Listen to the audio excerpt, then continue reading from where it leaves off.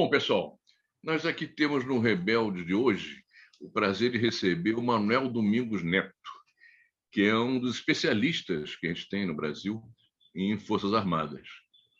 O Manuel nasceu em Fortaleza, em 1949, e se graduou em História pela Universidade de Paris 6, em 1976. Tem o título de mestre em Sociedade e Economia na América Latina pela Universidade de Paris 3 e o título de doutor em História pela mesma universidade, que ele obteve em 1979. Ele foi pesquisador da Casa de Rui Barbosa, superintendente da Fundação Centro de Pesquisas Econômicas e Sociais do Piauí, estado pelo qual também foi deputado federal. É professor da Universidade Federal do Ceará e professor associado da Universidade Federal Fluminense, onde também foi vice-presidente, bom, ele foi também vice-presidente do CNPq e presidente da Associação Brasileira de Estudos de Defesa. Em 1981, Manuel lecionou o curso Os Militares e a Política no Brasil, organizado pela Associação dos Sociólogos do Ceará. Na década de 70 do século passado, participou da resistência à ditadura militar como militante da Ação Popular. Hoje é filiado ao PCdoB. Boa tarde, Manuel. Bem-vindo aqui aos Rebeldes. É uma alegria, uma satisfação, uma honra poder conversar com vocês. Você lembrou coisas aí no meu currículo, acho que você talvez não sei de onde você tirou isso, mas tem algumas correções. Há muito tempo eu deixei de ser militante do PCdoB, né? Peguei na internet. Teve outra passagem que você mencionou aí. Ah, sim, sobre o curso de sociólogos. Isso já eu nem me lembro disso, na verdade. Tá. Como é que você gostaria de ser apresentado hoje aqui? Manuel? Manuel Domingos, né? Um estudioso na questão das Forças Armadas brasileiras. Pode ser, Ah, porque afinal eu continuo mexendo com isso. tá bom. Então aproveito e faço a primeira pergunta. A gente viu por experiência própria e também por aquele livro do General Vilas Boas, que as Forças Armadas no Brasil nunca deixaram, pelo menos nas últimas décadas, talvez em toda a história do Brasil República, nunca deixaram de ser uma espécie de tutores do país. Mesmo depois do fim da ditadura, a gente teve governos progressistas e que se renderam a essa situação.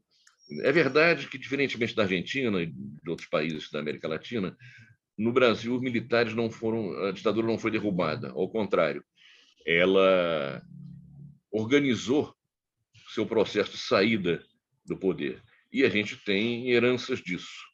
Então a pergunta que eu te faço é o seguinte: até quando nós vamos conviver com esse tipo de situação de Forças Armadas como tutoras da nação e tutelando os governos civis, dizendo até onde eles podem ir, até onde não podem ir. E o que seria preciso para mudar esse quadro, dado que mesmo governos progressistas não mudaram, nem sei se propuseram a mudar, mas o fato é que elas continuam com essa situação de como se fossem os irmãos mais velhos, e que sabem o que é bom, o que não é bom para o país, e o que pode ser feito e o que não pode ser feito. Como mudar esse quadro? Olha, o quadro que você apresentou, ele precisa ser, digamos assim, talvez relativizado, porque me consta o seguinte: a participação das Forças Armadas no processo político brasileiro, ela, ela não é uma linha reta, porque as próprias Forças Armadas mudaram muito, né? Eu acredito ao período ao interguerras a mudança essencial. Ela deixou a índole, digamos assim, a organização miliciana e passou a ser uma organização militar moderna, em particular a partir de 1919. Esse processo de modernização foi que, de fato, garantiu às Forças Armadas uma participação mais efetiva, mais consequente, digamos, na vida nacional. A aventura da proclamação, ela foi relativamente efêmera, ela não configurou assim essa tutoria que se menciona, até porque, veja, nós estamos falando de organização armada, né? E, objetivamente, o Exército perderia a guerra em qualquer confronto com a Polícia Paulista antes desse processo que eu mencionei, de modernização. Outras polícias também, outras forças estaduais, outros potentados regionais poderiam enfrentar o Exército. A grande mudança efetiva começou a partir de 1916, com o recrutamento, e de 19, com a chegada da missão francesa, né? General Maurice Gamelin. Em poucos anos, o Exército adquiriu forma radicalmente diferente de tudo quanto ele havia conhecido no passado, novas escolas, nova formação, né? Essa nova formação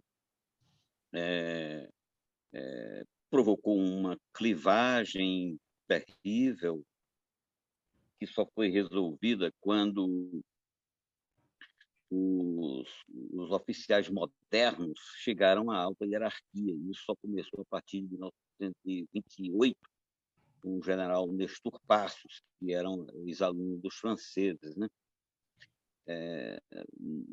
E, enfim, o grande teste para as Forças Armadas foi para saber quem era quem no jogo do bicho, poder no Brasil, do poder militar, foi 32, né?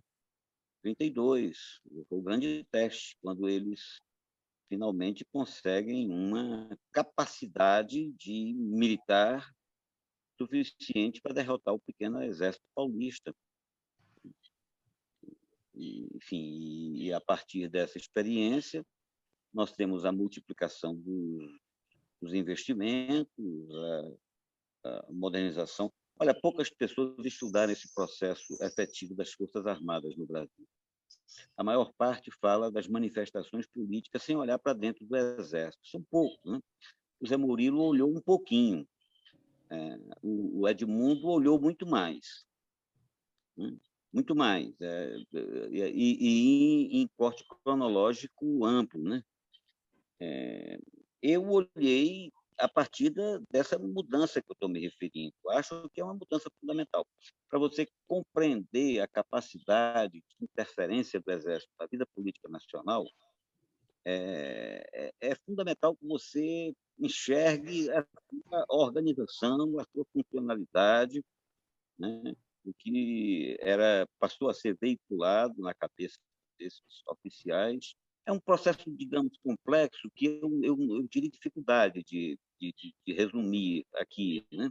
Mas eu lembro, por exemplo, grandes unidades operacionais. Só foi possível a partir daí. Estado-Maior. Estado-Maior, eles não tinham noção do que era o Estado-Maior. Vieram a ter, né, a partir da missão francesa. Armas, manuseio de armas modernas. Também. Você viu, depois da República, lembremos o fiasco da Guerra de Canudos, fiasco do ponto de vista militar, né? Não estou falando aqui, o ponto de vista humanitário nem se fala, mas foi um fiasco. Trabalhadores rurais absolutamente analfabetos e desarmados desmoralizaram o exército. Foi necessário, sabe, reunir tudo enquanto, né? E a fúria foi tanta que eles arrasaram com tudo, né? Porque realmente o trabalhador rural nordestino desmoralizou o exército. Ele havia sido desmoralizado também na Guerra do Paraguai. Essa tinha cabimento, um país tão grande, ao lado do segundo maior país, levar tantos anos para controlar um pequeno país, Paraguai. O exército não tinha força, o exército era disperso, era pequenas unidades destreinadas, sabe, recrutadas na base do laço, recrutada com gente retirada da cadeia.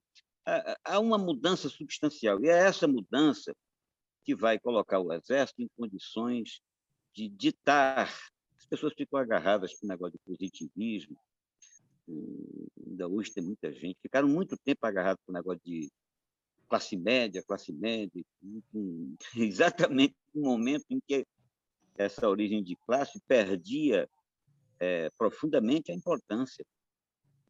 Perdeu a importância, porque a socialização corporativa é potente, né? Ou você adere à corporação, ou você dança, né? Além do que, no Exército sempre teve um traço muito marcante, que foi a endogenia. Endogenia, ainda hoje, a ser medida, a ser mensurada. Enfim, e para concluir, o Exército se torna modernizador mesmo. Por que ele se torna modernizador? Ora, rapaz, nós não tínhamos universidade, nós não tínhamos comunidade científica, nós não tínhamos estrada, não tínhamos comunicação. A única escola de engenharia que nós tínhamos era militar, do século XIX, e a partir de 20 a gente começa a ter as escolas mais variadas, né? Todas militares, né? Todas militares. Então, as noções, por exemplo, um aspecto que caracteriza a administração moderna não é a estatística, é a estatística, né? Planejamento. E quem organizou e por que organizou a estatística no Brasil? Olha, sem a estatística e sem o recenseamento, não seria possível a circunscrição universal. Portanto, o IBGE é criado na ditadura e tem praticamente uma exigência, ele puxou esse aspecto moderno. Se nós nos lembrarmos, todo esse pessoal que entrou aí na luta pela Petrobras, pela questão da ciência, CNPq, essas coisas todas, CNPq nem tanto, né? Porque foi o Álvaro Alberto, da Marinha. Mas a noção de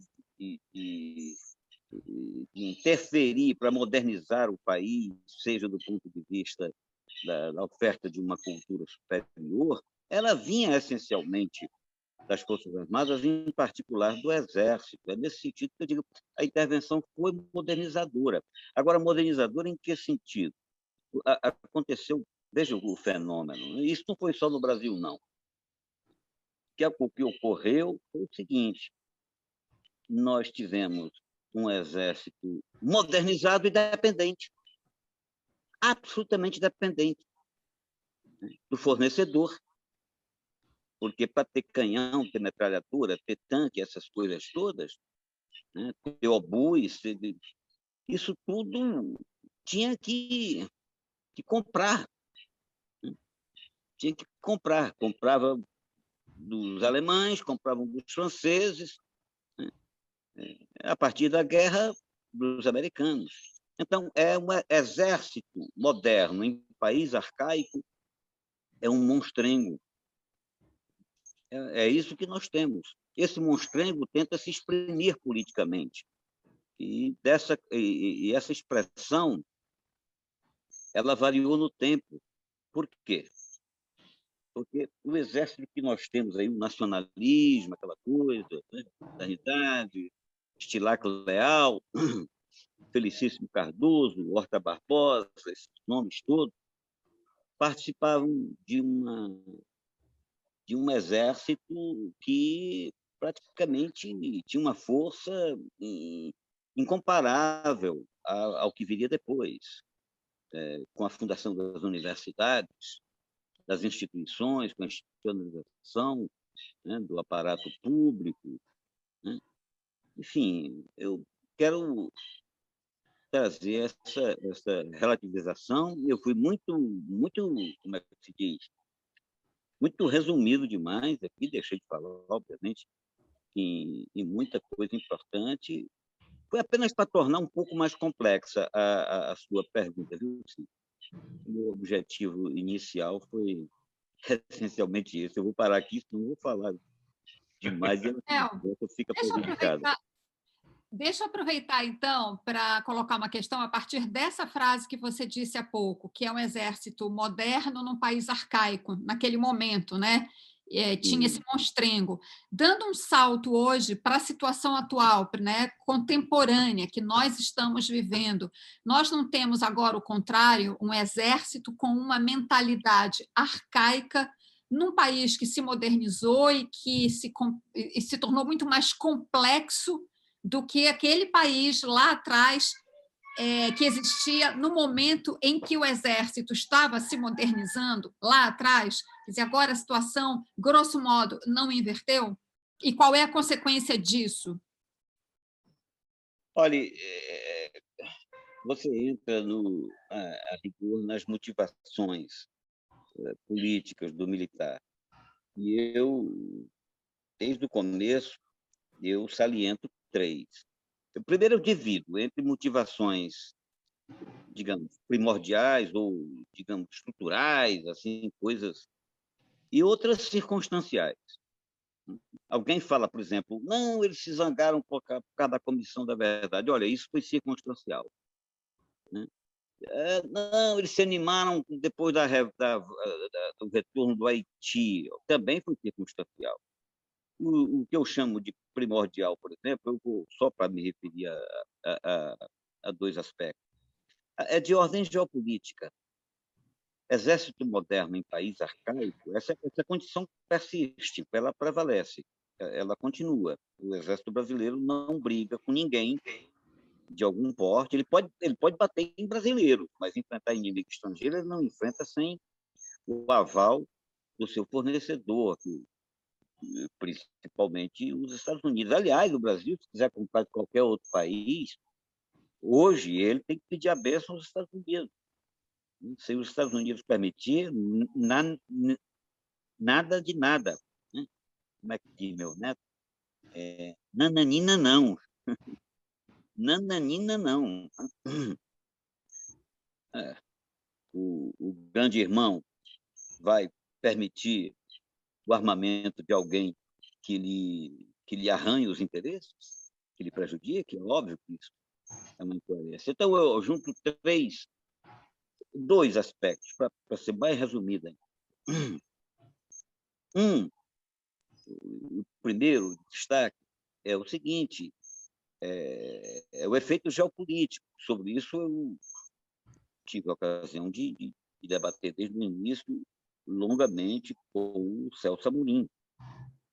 E é o seguinte, veja, o país pode se meter a uma política altiva e ativa sem a sua correspondente de força? Não dá, é impensável. E imaginar que ele se meteria nessa política altiva e ativa, permanecendo com os mesmos laços, né, com os Estados Unidos? Não. Quem verificar no discurso do Wilkes Barbosa, discurso de posse do novo comandante da Marinha, o Bolsonaro, e agora recentemente demitido, o Wilkes resumiu tudo. Sabe?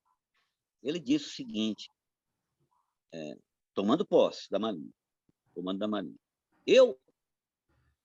nós estamos aqui para permanecer com os nossos aliados tradicionais. Nós somos ocidentais. Nós somos ocidentais. Sem a mínima percepção de que nós somos, como diria o Alain Rouquier, l'extrême-occident, né? Eu sou ocidental. Tu é ocidental, cara. Tu é o extremo ocidente. Tu é o quintal do ocidente, né?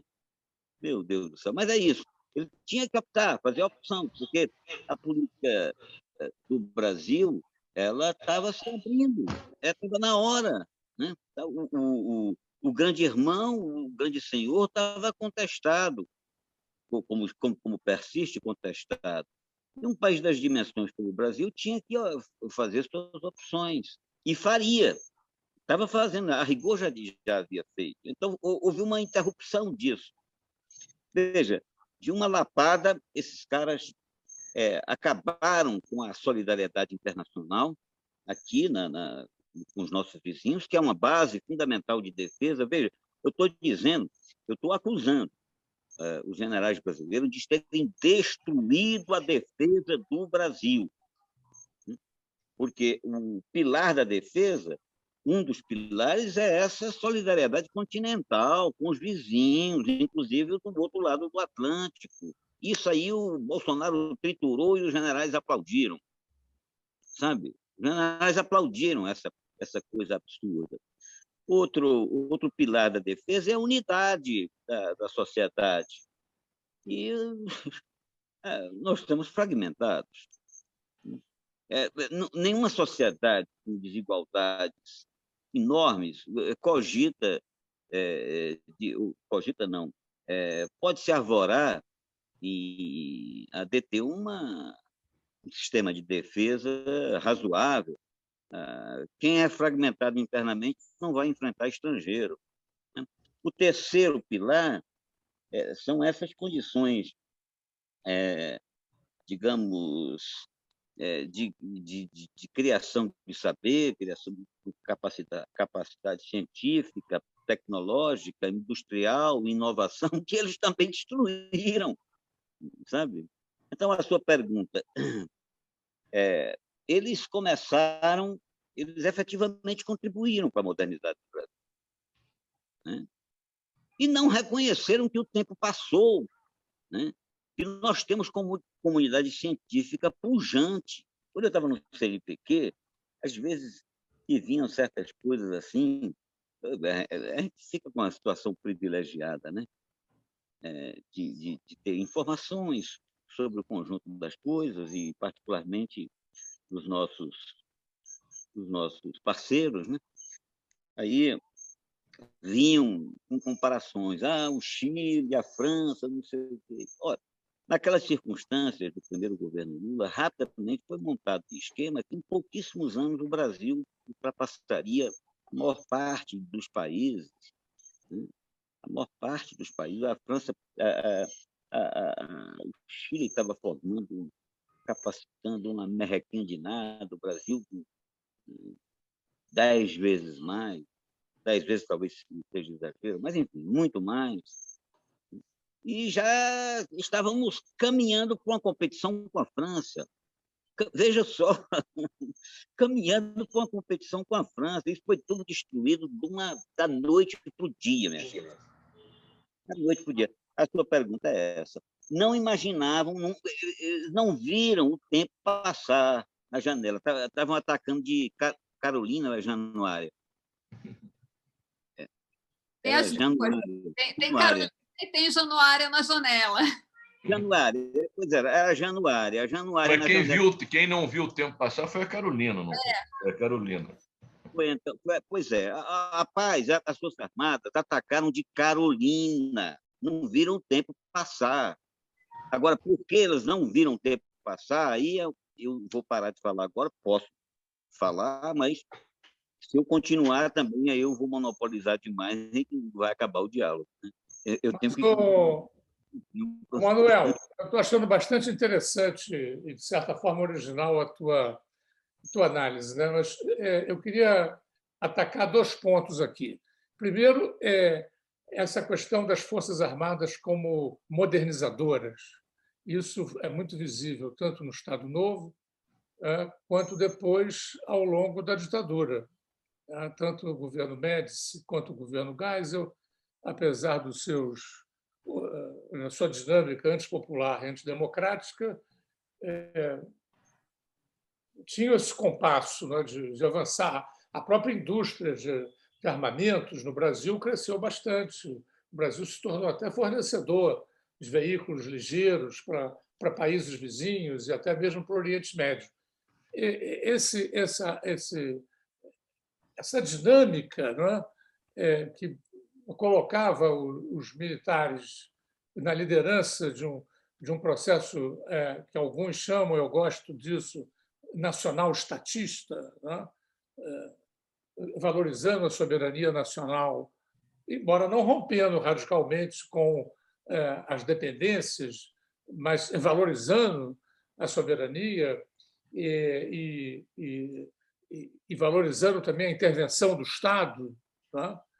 Isso não casa com a subserviência do Bolsonaro em relação ao Trump, nem casa com o ultraliberalismo do Guedes, né?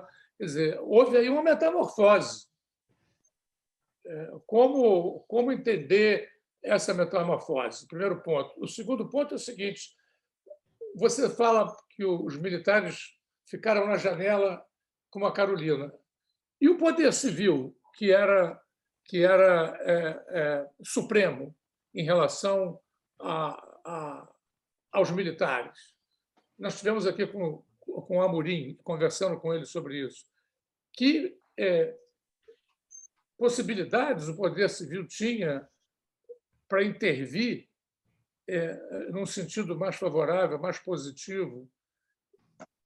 Ele fez o que era possível fazer mais, ele não fez. Por que motivo? Queria que você nos mostrasse um pouco como se articulou o poder civil e essa fase aí em que os militares se puseram como a Carolina. Daniel, eu gosto muito do Celso Amorim. Eu admiro, tenho uma admiração pessoal muito grande pelo Celso Amorim. Acho que é um homem excepcional. Agora, nós temos divergências em relação à interpretação da experiência brasileira recente concernente o que concerne aos militares. Eu começo dizendo o seguinte, Daniel, talvez a tua fala aí cabe diversos comentários, mas eu começo talvez pelo final. Daniel, a gente controla quem não conhece? O Estado brasileiro conhece as Forças Armadas? A academia conhece as Forças Armadas, Daniel? Os deputados do parlamento conhecem? Como é que a gente pode controlar quem não conhece, Daniel? Objetivamente, nós lutamos durante anos para desenvolver estudos de defesa. Eu criei uma entidade por causa disso. Essa entidade está aí. Hoje eu estou pouco frequente na entidade porque eu acho que ela precisava ter uma voz mais ativa nesse momento, mais corajosa, mas os militares meteram a mão na entidade. Os militares têm o monopólio do conhecimento dos negócios militares. O que eles não têm é o monopólio do conhecimento sobre assuntos de defesa. E sequer o establishment brasileiro faz a diferença entre essas duas coisas. Ou mesmo a intelectualidade, lamentavelmente. Uma coisa é negócio de defesa, outra coisa é negócio militar. Porque a defesa é muito mais ampla. O Brasil tem que dizer, eu quero essa defesa. E estabelecer um aparato militar correspondente àquilo, ao seu programa de defesa. Então, eu acho que o governo Lula, o governo Dilma, eles atenderam militares e não cobraram dos militares. Hoje, Daniel, se você fosse assumir a presidência da República, eu iria te escrever uma carta. Prezado presidente, querido ilustre presidente, demissão de defesa nacional para as Forças Armadas, uma demissão pesada e de dinheiro e cobre prazos para execução. E a missão mais pesada que pode existir é a autonomia em armas e equipamentos. Aí, presidente Daniel, eles não poderiam nem se coçar atrás de comunista, ou de esquerdista, ou de gramscista. Eles iam correr atrás para aprender a produzir o que não sabem produzir e o que vivem comprando e ampliando cada vez mais a nossa subalternidade no jogo político internacional. É isso. Tem que dar uma noção para as Forças Armadas. Não deram. Não deram porque não conheciam, Daniel, não conhece. Eu ouso dizer até aqui, né, espero que algum general escute essa conversa, e os generais entendem muito pouco de defesa e não sabem responder questões cruciais acerca de suas próprias corporações. Eu tenho 300 questões dessas anotadas. Há muito tempo eu reflito, eu caço elementos para responder essas perguntas. Não tem resposta. Manuel, então eu vou te fazer uma pergunta, em cima justamente dessas questões que você está levantando. Uma das funções mais importantes da defesa, não sei se é a mais, mas com certeza é uma das mais importantes das Forças Armadas, é a defesa de território. Nós temos mais de 8.000 quilômetros de litoral, com uma riqueza absurda que é o pré-sal, né? E nós temos uma fronteira seca, uma fronteira terrestre, com vários países da América do Sul, né? E aonde que está alguma proposta, seja dos governos, seja das próprias Forças Armadas, em relação a isso? Que eu saiba, só temos uma promessa de um submarino nuclear que acabou de ficar pronto, né? Mas totalmente insuficiente para tomar conta de toda essa fronteira, de todo esse litoral. Como é que você vê essa questão? Me permita também muitas simplificações. Primeiro, em matéria de defesa, o território perdeu função relativa, perdeu importância relativa, porque é possível, sem invadir, dominar. Com certeza, soft power. Né? Com certeza. Hoje, nós temos ou não capacidade cibernética. Tendo capacidade cibernética, a gente se defende, senão eles não precisam invadir. Quando o Exército vai vigiar esses milhares de quilômetros de fronteira, né, ele se perde. Ele não pode ficar fazendo isso. Nós precisamos ter polícia de fronteira terrestre para que o Exército possa imaginar o inimigo externo. Agora, o Exército ficar controlando essa coisa de contrabando, de não sei o quê, sabe? O que é isso? Isso não é função militar. Mas a questão do litoral, a Marinha fica guardando as costas, esse negócio que é isso? Nós precisamos de guarda costeira, nós precisamos de guarda de fronteira, nós precisamos de outras, nós precisamos de polícia florestal. Né? Nós precisamos, imagine, nós pagamos uma máquina caríssima para distribuir água para o interior nordestino. O Exército está distribuindo água e ainda faz propaganda disso para ganhar prestígio. Isso é ridículo. Quem faz isso não pode se ocupar do grande inimigo. Né? Do grande inimigo. O Exército nunca se preocupa. Olha, o Exército tem 3 índoles. Eu digo, ele vive um trilema desde a origem. Não é dilema, é trilema. Ele não sabe se é policial, não sabe se é militar e não sabe se é político. Ele mistura essas 3 coisas e nós ficamos sem defesa. Nenhuma dá certo. Nenhuma dá certo. Ele não faz bem nenhuma dessas funções. Manuel, então,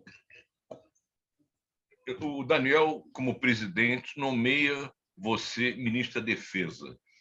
Como é que você reorganizaria nossas Forças Armadas? Com que objetivos e de que forma elas iam funcionar?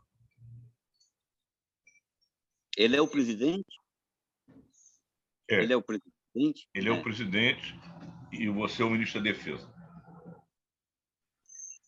Eu diria para o presidente: o presidente não conversa, militar espera ordem, espera comando. Agora, as diretrizes têm que ser compreensíveis, lógicas, convincentes. E ele vai executar. Zero conversa política comigo. E quais seriam as diretrizes? Primeiro, e a principal delas, ganhar autonomia em armas e equipamentos. O Exército tinha que se virar para estabelecer relacionamento adequado com os cientistas brasileiros, com a pesquisa brasileira, com a indústria brasileira, com a inovação brasileira. É claro que precisaríamos de alianças externas, mas isso seria muito, muito bem pensado. Nós não podemos desenvolver indústria de defesa aqui à revelia dos nossos vizinhos.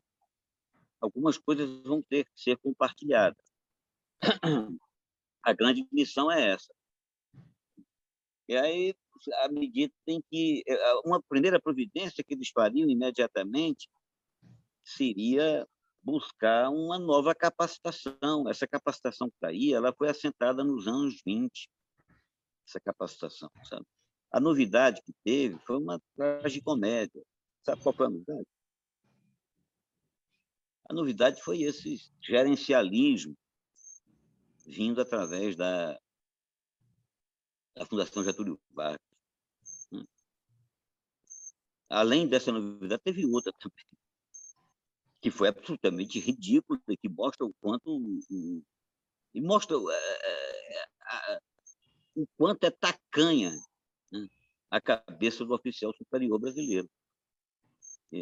Ele, ele buscou o reconhecimento civil dos seus diplomas. Eu mesmo orientei, dei aula e orientei aí na UF. Eu fui para a UF, veja bem, passei não sei quantos anos na UF, na ilusão de que nós poderíamos formar especialistas em defesa. Mas aí, a tua universidade, Daniel, aí uma das primeiras coisas que fizeram foi estabelecer cota para o pessoal da SM e das escolas das três forças. Aí, de repente, estava lá coronéis, comandantes da Marinha, até generais, almirantes, brigadeiros, frequentando as aulas. Não dá. Quando ele vai para isso, pessoas de cabeça absolutamente formada, nós precisávamos formar civis que ocupassem o Ministério da Defesa. O Ministério da Defesa, veja que deturpação nós temos. Os militares encaram o Ministério da Defesa como o seu órgão de representação política. Isso é o absurdo dos absurdos dos absurdos. Um ministério é representação do poder constituído, do poder político. Isso é uma deturpação. Ministro da Defesa não pode representar. E militar não pode ser representado. Ele não é eleito. Por que ele tem que ser representado? Daqui a pouco os juízes brasileiros vão querer uma representação política oficial. Já imaginou o ministro da Justiça como representante do judiciário? Isso é sabe, não funciona assim, não pode ser assim. Meu presidente da República dê uma missão, né? Comande, aprenda a comandar. É claro que para você comandar também você tem que conhecer, porque, voltando ao começo, não se pode comandar aquilo que não se conhece. E nós não temos esse conhecimento, viu, colegas? Sinceramente, nós não temos esse conhecimento. Eu digo que, talvez, assim, algumas poucas centenas de pessoas hoje, de acadêmicos hoje, se reclamem estudiosos de defesa. Mas a imensa maioria, né, estuda as ideias de defesa, não se deteve no aparelho militar propriamente dito. O conhecimento da máquina militar brasileira. A maior parte dos nossos colegas, eu digo isso porque eu convivo diariamente, cotidianamente, com esses grupos, tudo. Eu participo muito pouco, sabe por quê? Eu não tenho nem diálogo. São especialistas em relações internacionais, minha gente. Acham que defesa é relações internacionais. Quando a gente, sabe, vai falar de milico mesmo, aí, sabe? Aí a turma engasga, sabe? Engasga, porque não se deteve. Eu acredito que alguns historiadores que não se reclamam, especialistas em defesa, especialistas em militares, têm muito mais condição de diálogo sobre os assuntos militares, os assuntos de defesa, do que os próprios especialistas de defesa. Eles vão ficar com raiva de mim porque eu estou dizendo isso, mas é isso mesmo, é o que eu acredito, é o que eu penso. Anel, deixa eu colocar aqui uma questão. Você estava falando, né, quando você esteve na Universidade Federal Fluminense, essa tentativa de trazer os militares, né, para esse convívio com os acadêmicos civis. E você falou isso e eu lembrei de uma coisa que eu li no livro do general Eduardo Vilas Boas, que foi publicado, aliás, recentemente pela FGV, que você também já mencionou aqui. E uma coisa que me surpreendeu quando eu li o livro, te confesso, é que ele, ao falar da formação dele, da trajetória, enfim, da vida toda dele, como ele destacou, enfim, de uma maneira que me chamou a atenção, como a vida dos militares, ao longo de toda a sua formação, é muito distinta e muito separada da vida civil. Né? E ele até destaca um momento em que eu acho que ele fez um curso, alguma coisa assim, que tinha professores civis, qualquer coisa semelhante a isso, e que aí ele diz que aí ele se aproximou de alguns civis, como se fosse uma coisa assim, sabe, muito surpreendente. Eu te pergunto, você acha que essa, digamos assim, essa separação, né, tão marcada entre a formação militar, né, e aqueles que são civis, né? Porque, por exemplo, até uma coisa, você pergunta para uma pessoa uma profissão, se ele é militar, ele diz, eu sou militar. Um civil não diz, eu sou civil. Ele fala, eu sou jornalista, eu sou historiador, enfim. Então, o militar tem essa coisa, né, muito fechada em si mesmo, eu acho, me parece. Eu queria saber a tua percepção sobre isso e se talvez se existisse uma formação militar que tomasse partido, que aproveitasse um pouco mais do convívio com a sociedade civil, se isso não seria benéfico para as nossas Forças Armadas. Muito, muito benéfico. É uma experiência que... bem, que é para a Força Armada e para a sociedade civil também, né? Eu acho que sim. Eu acho que nós não podemos rejeitar o militar, viu? Se nós queremos um Estado respeitado e sólido, nós não podemos dispensar os instrumentos de força. Agora, esses instrumentos de força, eles não podem ser exageradamente nocivos. Eu digo exageradamente porque ele sempre é nocivo. Né? O que eu chamo de narciso? Aquele que se olha e se vê como lindo, bonito, maravilhoso, todo puro. À medida em que ele não conhece a sociedade, como você falou, lembrando aí a formação corporativa, ele vai imaginar o civil como uma bagunça, como um negócio esquisito, como uma coisa... Ele não tem noção efetiva, sabe? Ele não tem noção. Então, como é que isso pode ser corrigido? Qual é a experiência? Nós precisamos analisar experiências de vários países, inclusive a dos Estados Unidos. A da Alemanha é muito interessante também. Eu imagino o seguinte, que ao longo da carreira militar, ele tem que ter contato. No livro do Vilas Boas, ele disse que o Celso Castro perguntou, o Celso Castro ou a Adriana, um dos dois que entrevistou, os dois entrevistaram, né, o Vilas Boas. O Vilas Boas disse: não, eu vivi isso muito na família militar, mas tive na ESG a oportunidade de conviver com o civil. Quer dizer que a oportunidade que ele teve foi na ESG. Me desculpe, né? Isso não é oportunidade, né? Isso não é oportunidade. Eu acredito assim que os oficiais superiores precisam sentar nos bancos escolares também. Querem aprender história do Brasil? Não aprendam a história que vocês escrevem, que essa história não vale nada, a não ser como justificativa. Aprendam a ler outros autores. Aprendam, não estou dizendo que você vai ver a história conforme o Francisco, o Zé, a Cláudia. Não é assim. Vão ter contato com o Francisco, o José e a Cláudia para vocês formarem a opinião de vocês. Verificarem que essa interpretação ou essa narrativa ela tem que combinar com o pensamento brasileiro, né? Com o pensamento, digamos, civil. Essa formação do militar ela é absurda. O que esses caras aprendem, sabe? Olha, é piada. A formação do oficial superior hoje é piada. E tanto é piada, está provado que é piada, que eles arrumaram as Malvinas para ele, amparando a eleição de Bolsonaro e fraudando a soberania popular.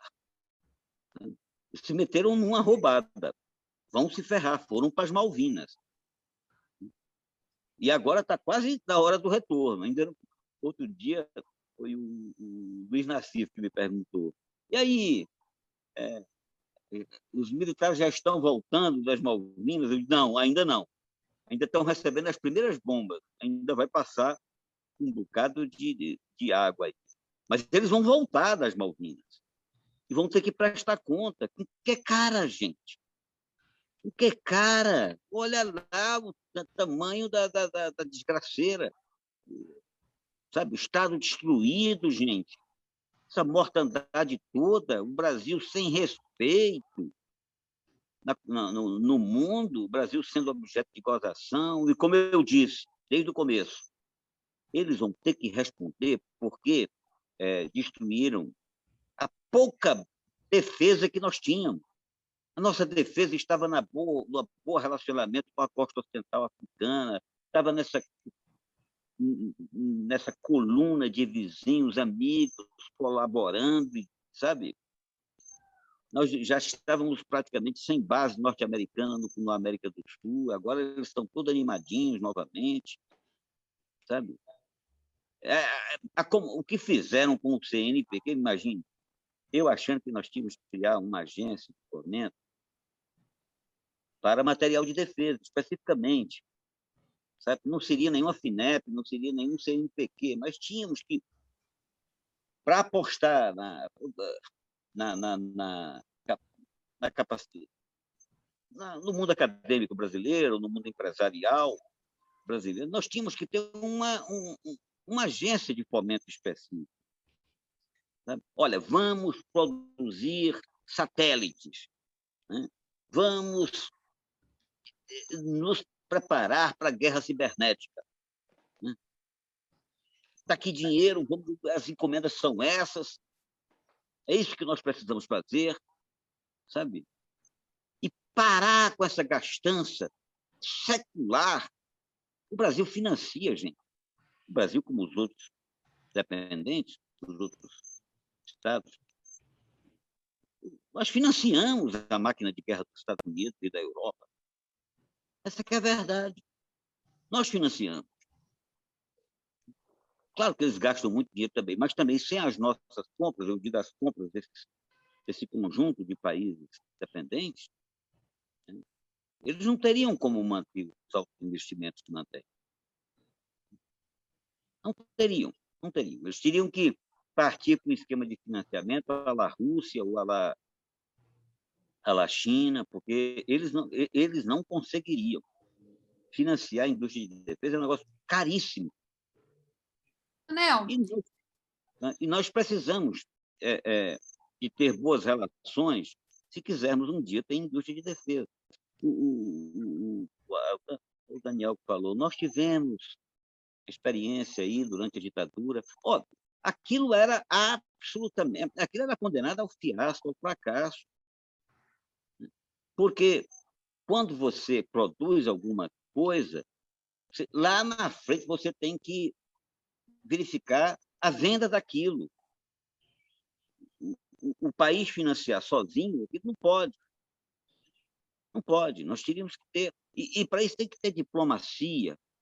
Quando nós vendemos um tanque, né, tem que ter a correspondência, a amizade, tudo. Nós ajudamos em vacina, ajudamos em técnicas agrícolas, em isso e aquilo. É todo um conjunto. Nunca ninguém vende arma, só a arma pura. Isso não existe. Essa diplomacia é uma diplomacia muito complexa para caber na cabeça desses caras estreitos, sabe? Manel, você falou das Malvinas brasileiras, né? Que no caso nosso aqui é esse desastre da pandemia. Com todo esse desastre, enfim, até o momento, né, salvo uma deterioração bastante acentuada e aprofundada do quadro que a gente está vivendo, enfim, claro que há previsões dos cientistas, né, de que nós vamos chegar aí a 500 mil de mortos. Enfim, o futuro é bastante sombrio. Mas, enfim, até o momento, o que está posto? Bolsonaro, ao que tudo indica, será candidato à reeleição. Apesar das Malvinas nossas, né, que é a pandemia que você está falando. Não, eu não disse, me permita. Diga. As Malvinas, olha, esse negócio das Malvinas foi uma metáfora inventada pelo Hector Sampierre, um colega muito bacana que nós temos lá na Unesp, São Paulo, programa Santiago Dantas. Ele é um frasista de marca maior. As Malvinas, essa expressão apareceu muito antes da pandemia. Foi quando os militares resolveram embarcar na aventura Bolsonaro. Entendi. Eu achava que estava focada na pandemia, entendi. Não, a pandemia só fez agravar o quadro das Malvinas. Bom, considerando isso tudo, você vê hoje os militares que estão com Bolsonaro, você vê esse apoio, desculpa o barulho aqui, você vê esse apoio, a permanência desse apoio ao Bolsonaro numa candidatura à reeleição, os militares estarão com ele? Olha, se eles não tiverem alternativa, né, e parece que não terão, sim, eles estarão com o Bolsonaro. Agora, acho difícil a Bolsonaro se configurar como alternativa, sabe? Porque a desgraceira é muito grande. Os militares, olha, têm uma grande chance. Eu peço licença, peço desculpa ao Eliezer Riso de Oliveira se eu estou, por acaso, sendo indiscreto, numa conversa que nós mantivemos agora à tarde. Eu estava vindo de Fortaleza aqui para a Serra de Guaramiranga, onde eu estou no momento,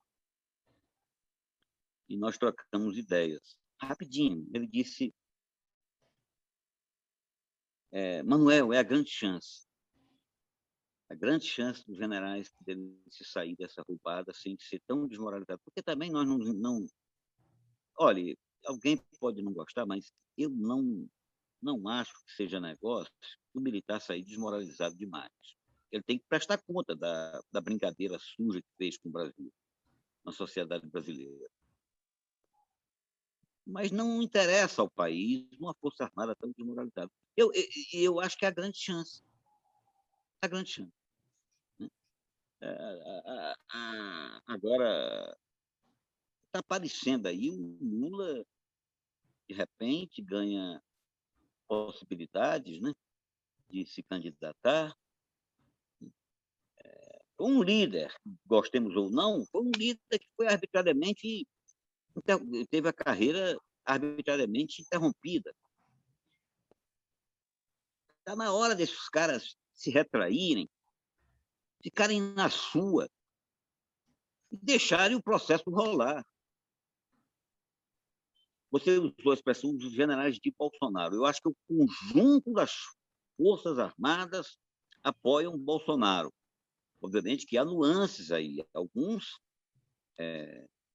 apoiam ardorosamente. Manuel, você Não- concordaria com a frase que eles apoiam o governo Bolsonaro, mas não apoiarão qualquer iniciativa do Bolsonaro?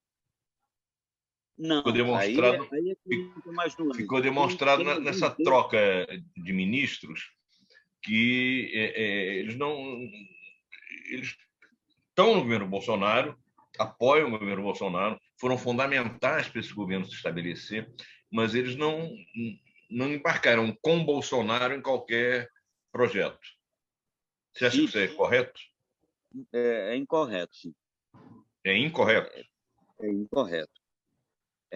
Porque é o seguinte, essa troca de ministro foi jogo de cena, de ministro e de comandante. Foi puro jogo de cena. Veja, o que o Paulo Sérgio, o atual comandante, disse poucos dias antes de ser comandante. Ele desafiou o presidente e desafiou autorizado pelo Pujol. No domingo, ele publicou aquele artigo no Correio Brasiliense, né, dizendo: nós sabemos cuidar de pandemia, nós respeitamos a ciência. Na segunda-feira, estava a crise. E poucos dias depois, o desafiante, o homem que falou pelo comando, porque um general desse, o departamento pessoal, não fala sem autorização do comandante. Ele não fala sem autorização do comandante. Mas isso não confirma o que eu estou dizendo? Eles estão com Bolsonaro, mas não estão condicionalmente? Só para terminar sobre essa história o Pujol aí caiu, né? Pujol caiu e subiu o Pujol, o homem que tinha falado pela boca pelo Pujol, entendeu? Por isso é que eu digo que é jogo de cena.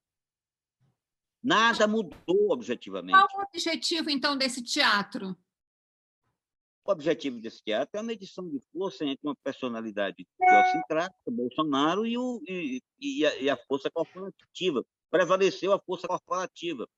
Agora, acerca dessa divisão que o Cid falou, eu divido o seguinte: eu não sei como é que está a divisão. Eu pressuponho, a partir de conversas, a partir de certa análise lógica, que hoje hajam 3 tendências no alto comando. A primeira eu vou para o túmulo com o Bolsonaro. Deve ter uns 2 ou 3 generais desse tipo, desse pilate. A segunda vamos sair dessa, minha gente. É também 2 ou 3, é minoria. A maior parte está aparvalhada, dizendo: calma, calma, calma, vamos ver o que nós vamos fazer. É assim que eu imagino. Agora, eu imagino. Tem muito jornalista aí dizendo quais são as tendências. Eu não acredito. Eu não acredito nessas matérias. Acho que os jornalistas brasileiros não são preparados para conversar com os generais. Chega um general e começa a bancar o amigo, começa a dizer coisas, está plantando notícia, e daí a pouco o jornalista está, sabe, sem ter um critério, sem discernir, sem ver, sem contestar, sabe?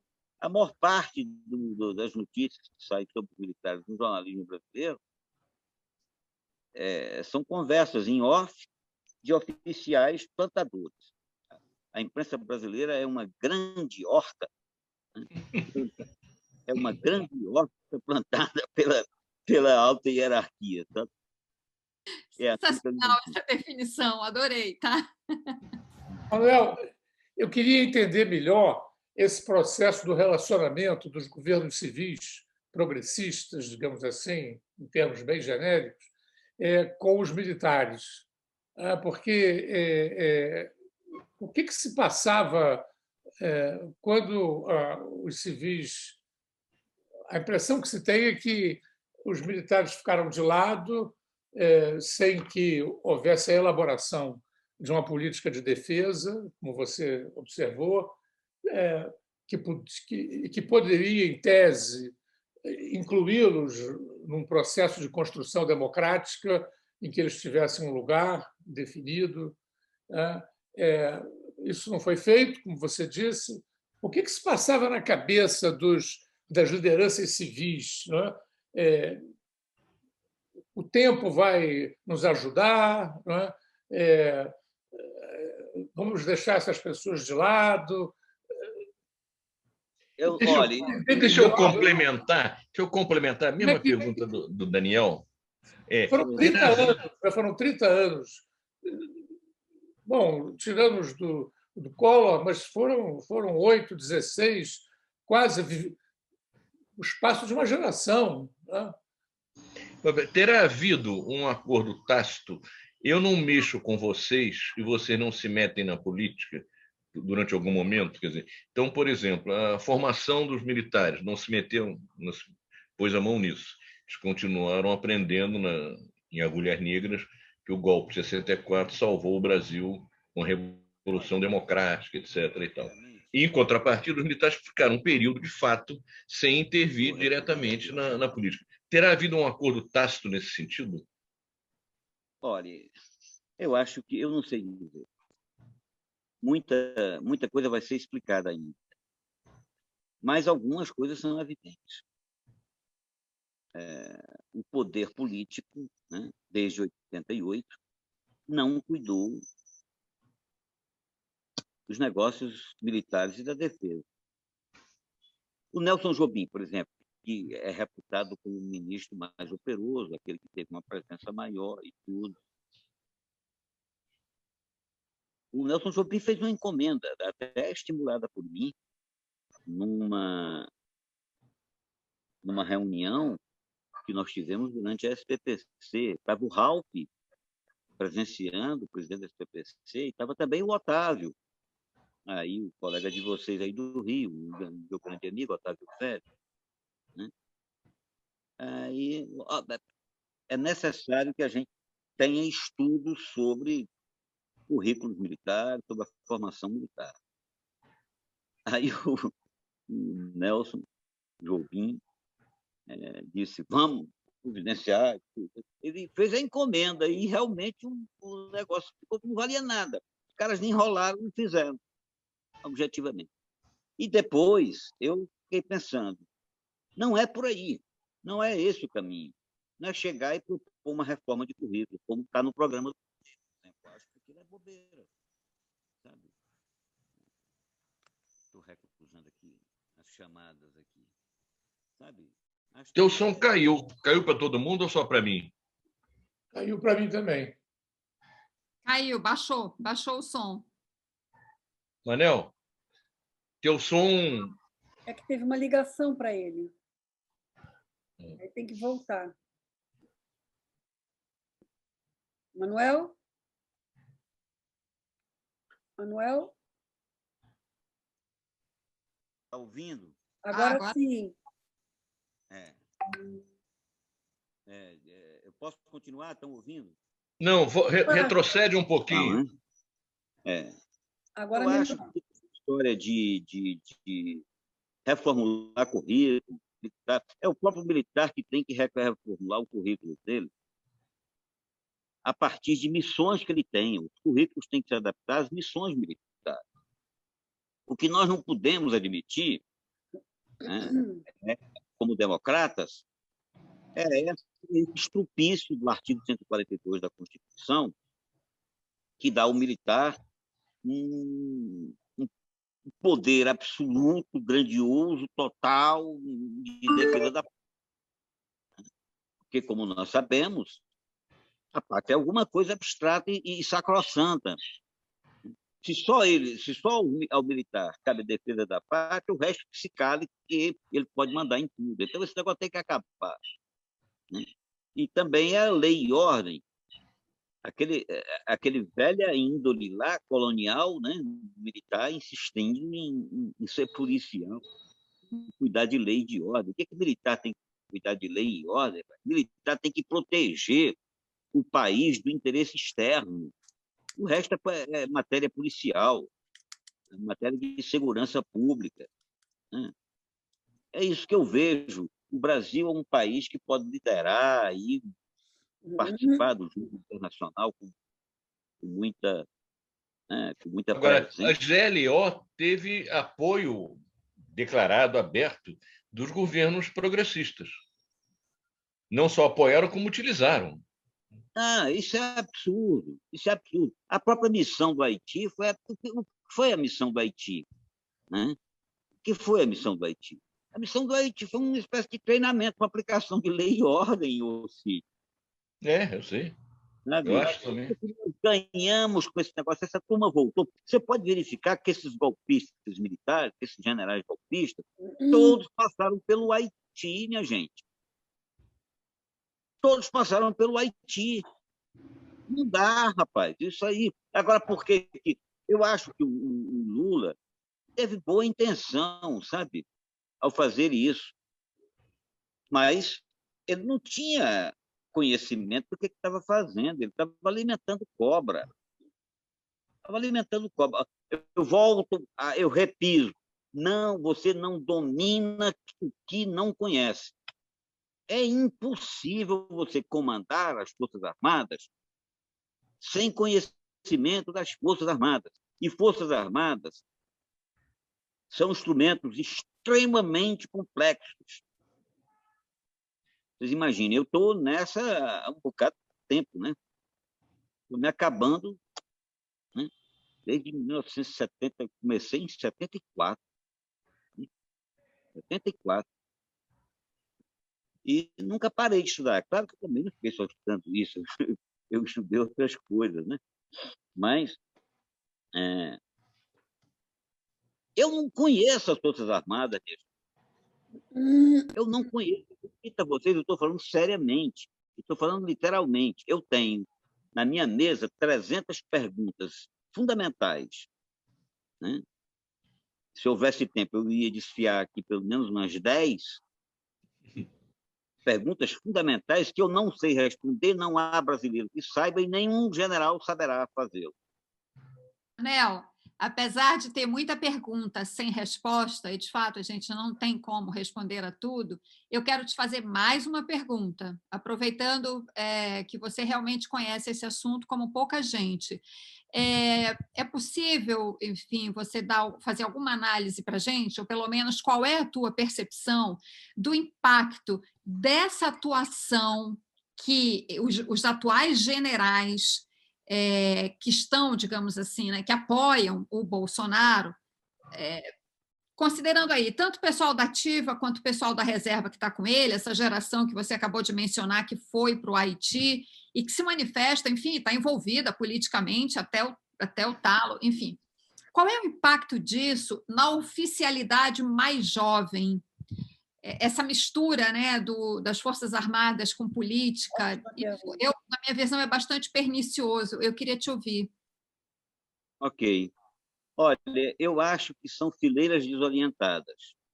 E fileiras desorientadas são perigosas. Aliás, esse é o título.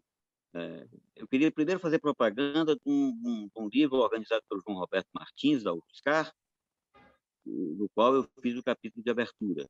Se eu não me engano, o título do livro é Os Militares e a Crise. Eu li o seu artigo. Tu leste? Lá eu botei fileiras, foi o nome do meu capítulo, fileiras desconhecidas. Desconhecidas, é o título do meu capítulo.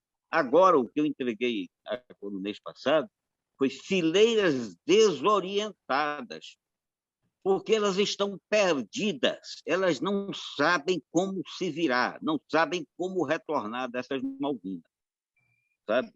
E eu acho que eu não tenho que ficar especulando aqui como são as tendências. Eu sei o seguinte, que sobre essa média oficialidade aí, ela está mais perdida do que nunca, porque ela foi assulada a participar dessa guerra digital. O Santos Cruz me falou, né, pessoalmente, da minha cara, na véspera da facada, antes das eleições, ele me falou assim, pessoalmente, você está do meu lado, nós conversamos durante 2, 3 horas lá em São Paulo, e ele me disse assim, mostrando que iria ganhar as eleições, como de fato ganharam, e mostrando e dizendo que, rapaz, nós temos 1 milhão de homens mobilizados nessa guerra cibernética, esse negócio. E realmente tinham, empurrando, emprenhando os ouvidos dos brasileiros mais indefesos, com menor capacidade de discernimento, né? Essas mentiras todas, que o Lulinha era dono da Friboi, que não sei quem, o negócio da piroca, o isso e aquilo, essas porcaiadas toda. Isso é uma irresponsabilidade, vão pagar caro por isso. Acho que tem uma grande chance, estou aqui já fazendo, já ganhei, assinando embaixo da frase do Eliezer Riso de Oliveira, da frase que hoje está. Ele diz: é a grande chance. Eu acho que sim.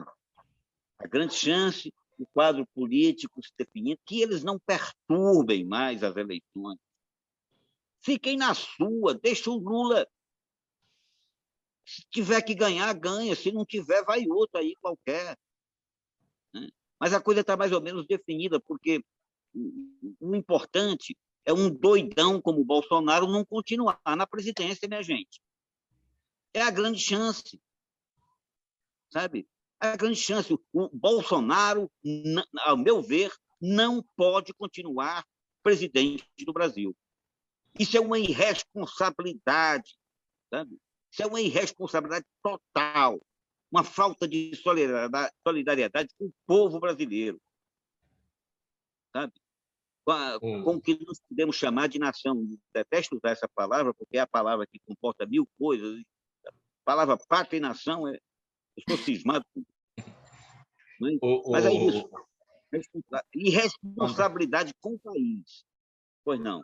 Manel, a gente, já, em geral, faz 1 hora de bate-papo, já passou um pouquinho, e eu queria sugerir que o papo está muito bom, cada um de nós desse uma perguntinha rápida e você fizesse uma intervenção final, então, respondendo dentro da possibilidade essas 4 perguntas. Eu já começo com a minha pergunta. Não, eu vou ceder para André, que levantou o dedo ali antes. Vamos lá, André. Fazemos assim, ele responde tudo conjuntamente. Olha lá, Andréia. Minha pergunta é o seguinte: você disse que o militar não pode ser policial, político, e que uma outra terceira questão. E ficar, enfim, não era a polícia de fronteira, mas você insistiu na questão da missão, né? Tem que ter uma missão, tem que jogar pesado nessa missão, para parar de ficar pensando nas outras coisas, etc. Quais seriam as missões que você daria para as Forças Armadas? Vamos seguir a rodada e você responde tudo junto. Você disse que tinha 300 perguntas, questões importantes que talvez você mesmo não soubesse responder sobre a questão das Forças Armadas. Se você tivesse tempo, você citaria 10. Eu vou te pedir para citar 2. Só dizer quais são as questões. Olha, eu já me adiantando aqui, quero agradecer a presença do Manel aqui, estou adorando esse papo, só estou preocupada porque ele está perdendo a luz rapidamente, está escurecendo. Eu estou muito satisfeita com a nossa conversa e só quero mesmo agradecer aqui a participação do Manuel nos Rebeldes. Eu vou acender aqui. Pergunta do Manuel. Pois não. Está me ouvindo? Estou, eu acendi aqui a luz para melhorar. Ok. Então, você vê alguma possibilidade das lideranças civis modificarem o seu comportamento? Quer dizer, essa visão crítica que você tem sobre as insuficiências do ponto de vista da definição de uma política de defesa, né, que essas insuficiências marcaram essa trajetória anterior ao ascenso do Bolsonaro.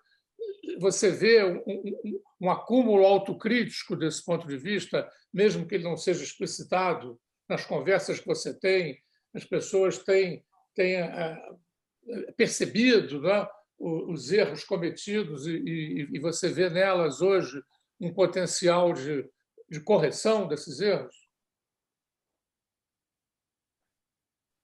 Tem mais a outra pergunta? Não, são essas. Daniel, não vejo. Daniel, não vejo. Sinceramente, não vejo. Há, da parte de alguns colegas, um esforço brutal para tentar contribuir, né? Acho que esse livro aí, já mencionado, é um esforço, mas não vejo. Sinceramente, não vejo. De nenhuma liderança política, nenhum partido, não vejo esse esforço, né? Eu participei durante longo tempo de um grupo na Fundação Perseu Abramo, resultou numa edição especial aí da revista da Perseu Abramo, né? E por aí vocês vão verificar como o saldo foi relevante, mas está muito aquém das necessidades, sabe, Daniel? Não se improvisa conhecimento sobre Forças Armadas, sabe? A pergunta sobre a missão, eu já respondi. Presidente, dê uma missão. A missão é um programa capaz de garantir uma defesa para o Brasil, uma defesa autônoma, que nós deixemos de ser um país dependente em armas e equipamentos. Isso aí vai conturbar tudo. Eles vão ter que se virar, né? Ter prazos para que a gente possa ter uma aviação autônoma, sabe? Uma capacidade efetiva de nos defendermos sem autorização dos Estados Unidos, sem o aval dos Estados Unidos. As perguntas que não há resposta. Eu vou citar só uma, viu? Até porque essa uma se desdobra em não sei quantas. Qual o impacto das mudanças sociais sobre o organismo militar?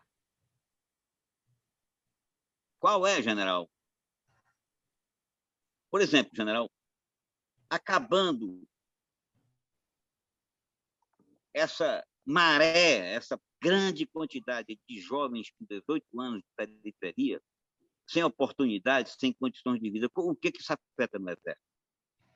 Porque a tua estrutura de recrutamento, general, ela está baseada nos mesmos moldes da colônia e do Império. O teu soldado é o jovem desvalido. É verdade. É o jovem desvalido. Como é que vai fazer, general, se nós tivermos, de repente, oportunidade? E tu, classe média que está atrás do emprego, e termina, às vezes, entrando praticamente pegando a oportunidade que ocorre e entra na Força Armada. Como é que é testado objetivamente a função da Força Armada? Ou caiu de novo, hein? O som. Né? O som. O som caiu de novo. Está muito baixo. Está muito baixo. Esse negro que aprendeu a se valorizar como negro, essa mulher que aprendeu como o termo moderno, empoderada, né?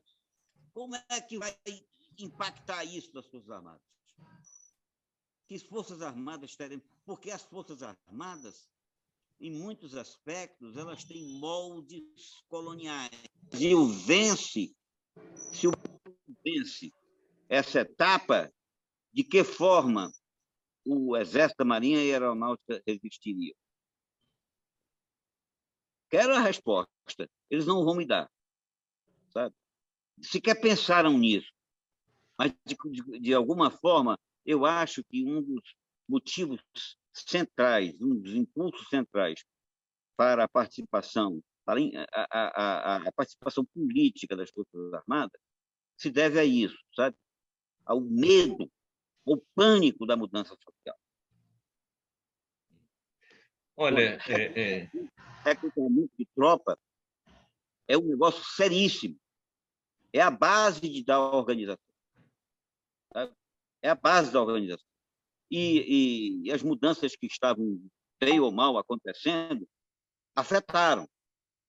a continuidade, o aprofundamento, o alargamento dessas mudanças seria um problemaço. Sabe? É isso. Eu só fiz ilustrar. Cílio, você pediu para eu ilustrar 1000 perguntas, né? Eu sei. Eu ilustrei. Eu até teria uma outra para puxar a partir daqui, mas a gente tem que terminar.